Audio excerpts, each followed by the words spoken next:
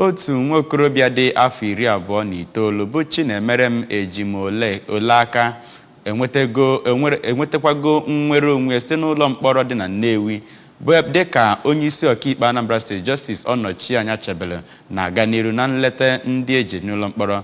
Maazị Ejimolaka onye gwara ụlọ ikpe na ya bụ nwafọ Ezinifite kansụl Nnewi South nke dị na steeti a bụ na ọ nọbụ n'ụlọ mkpọrọ ihe dịka afọ 3 n'ihe banyere n'ebubo a na-ebu ya banyere izu ori ọgbatumtum na ịkụkụ ụzọ be mmadụ tupu amazi anya ikpe wee tụkwa ya nga afọ 2.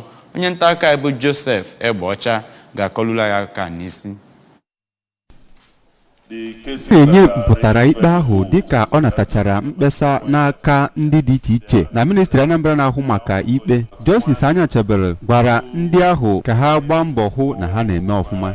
Ndị ọzọ gụnyere Okechukwu Nchekwube onye nke amara ikpe na ọ kwasoro mmadụ iko n'ike nakwa Ugonna Nwawuru onye nke amakwara ikpe na ọ gara ori n'ụlọ mmadụ, tinyekwara Ụzọchukwu Olisa onye nke amakwara ikpe na o mere wuruwuru iji wee weghara akụnụba dịara mmadụ dịka o si wee gbatakwuru onye nke bụ Ejike Ayika onye gbara afọ 40 bụ onye amakwara ikpe na o gburu otu nwaanyị na Ọkịja nakwa onye nke ọzọ bụ Chukwuzuberu Ọnụnkwọ nke gbara afọ 53 onye nke a na-amakwa ikpe na o gbukwere ọchụ. Enwetakwara ụfọdụ ndị nga ahụ bụ ndị nọgoro ebe ahụ ihe dịka afọ 5 wee ruo afọ 6 ebe ndị ọzọ bụkwa ndị ikpe ha ka na-aga n'iru n'ụlọ ikpe. Ka o si wee dị, ndị ọrụ DPP mere ka ndị ụlọikpe mata na ihe gbasara ọrịa COVID-19 nakwa enweghị ezi nchekwa bụ ihe mere eji wee nwee ogologo oge na ileba anya n'ikpe ndị a, ebe Justice Anyachebelu nebara anya n'ikpe ahụ iji wee hụ na ọ gara ọfụma.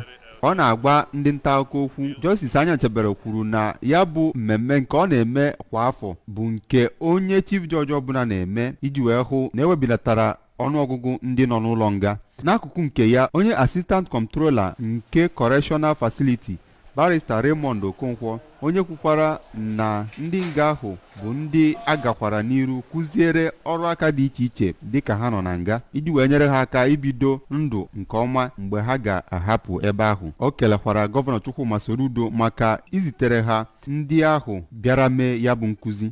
N'ịkwalite nkwanye ugwu dịịrị mmadụ, Justice Anyachebelu enyela ikike na ndị nga ahụ bụ ndị a ga-ekpe ikpe ma sikwazi n'ebe ha nọ dupụta ha.